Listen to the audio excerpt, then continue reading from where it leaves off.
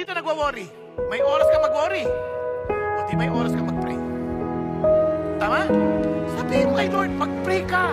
Now, how would you know that you have prayed? And the peace of God, which surpasses all comprehension. Maaring wala pang nangyari sa sitwasyon mo.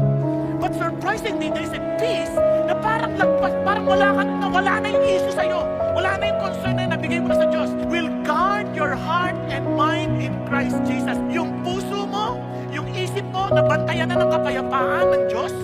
At ang isip mo nakatuon na kay Jesus. The reason why we get anxious, the reason why we get worried, kasi nawala na yung isip natin kay Jesus.